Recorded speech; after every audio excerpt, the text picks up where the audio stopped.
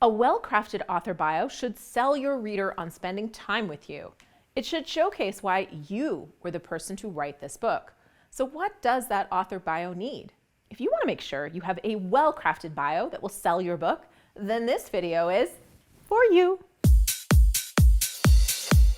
Hey there, I'm Julie the Book Broad, founder of Book Launchers. You might think your author bio needs to brag about your brilliance, and I suppose to a point, you'll want to do a bit of that. But ultimately, it's much better for it to fit with the tone of your book and make you sound like someone your ideal reader would want to hang out with. Because to read your book, they're probably going to spend 4, 6, 8, 10 hours with you. I don't know about you, but I barely want to make small talk with boring people. So to be in for a long, committed conversation that is entirely one-sided, well, you better sound interesting.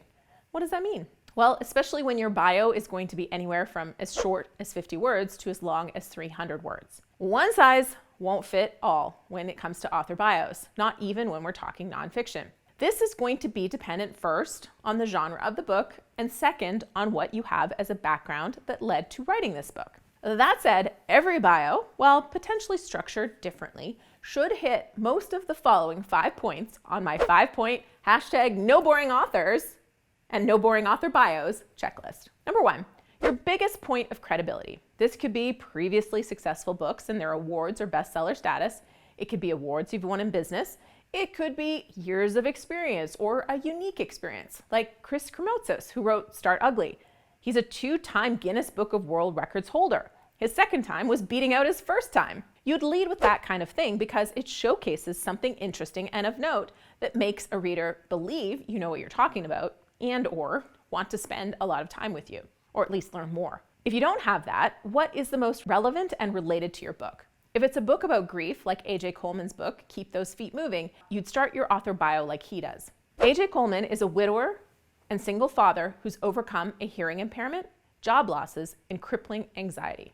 You don't need to have won awards if your book is about a personal experience like grief.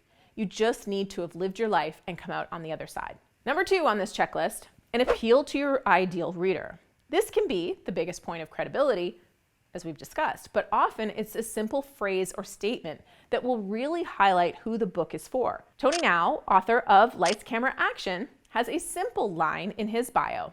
He believes every company has a story and loves helping them tell it. That speaks to who his reader is and a passion for helping them. That is great in a bio. Mark and Kirsten Cricky, in their book, You, Me, and Airbnb, say their path to running their own property management business and financial freedom started with Airbnb rentals. Now they educate young families on the income opportunities with real estate investment.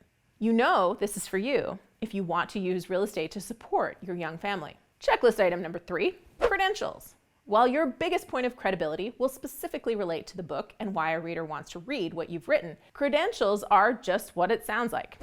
Education, awards, years of experience, dollars made, people helped. Depending on your book topic and your expertise, experience, and of course education, you may have a lot and need to choose what's most relevant, or you may just have a quick line. I'll use myself as an example.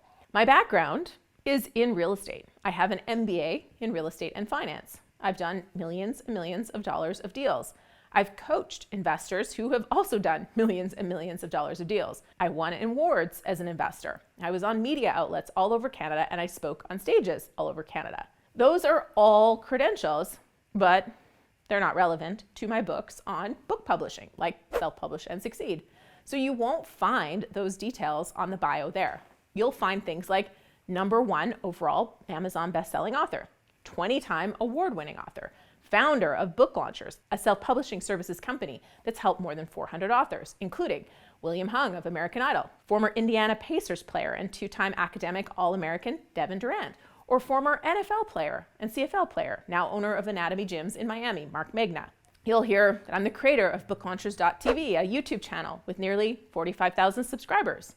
So if you aren't subscribed, you can do that right now, so I can change that to be with more than 45,000 subscribers, or even 50,000 subscribers, when we'll have a big party, by the way, at 50,000 subscribers. Those are the credentials that will matter for Self-Publish and Succeed and my soon-to-be-released book on book marketing. Item 4 for the checklist, personal notes.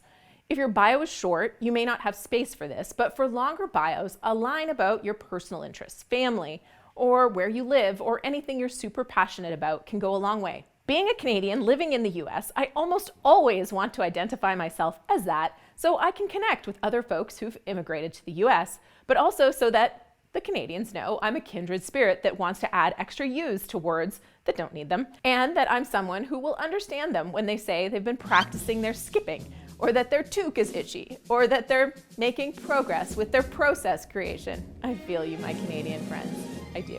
But in all seriousness, your love of Minecraft, your passion for adopting senior dogs, your boys in football, these are interesting points of connection that show you're human, and it is important in your bio to do that if you have room. Again, remember, the goal is to make your reader want to know you, so they must feel a connection to you, or at least see that you're a human, even if you've accomplished grand things. Checklist point 5, where to connect with you.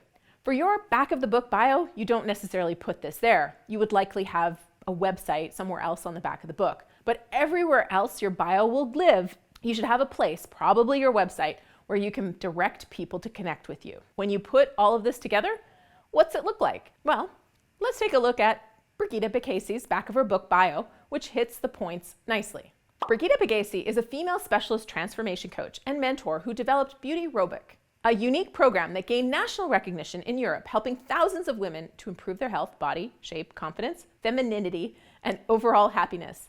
That statement is clearly identifying her reader, women who want to improve their health, body shape, confidence, femininity, and overall happiness. And it teases her best credibility highlight, the national recognition of her unique program. Next, her bio says she received a Promise for the Future award from the Young Entrepreneurs Association and spoke on concepts around attractiveness at TEDx.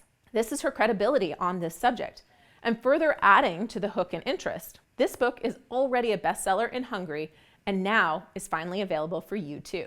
And it ends with a personal connection point. She currently lives in London with her family. And then at the very bottom, it says, learn more at beautyrobic.com. So how's your bio coming along? Let's chat about it in the comments below, after you smash that like button, of course. And then this video right here on 5 big book marketing questions answered might be perfect for you to watch, because your bio is one piece of that book marketing puzzle. Or this video is the one YouTube thinks you must watch now. So pick the one that you most want to watch and head on over. I'm waiting for you.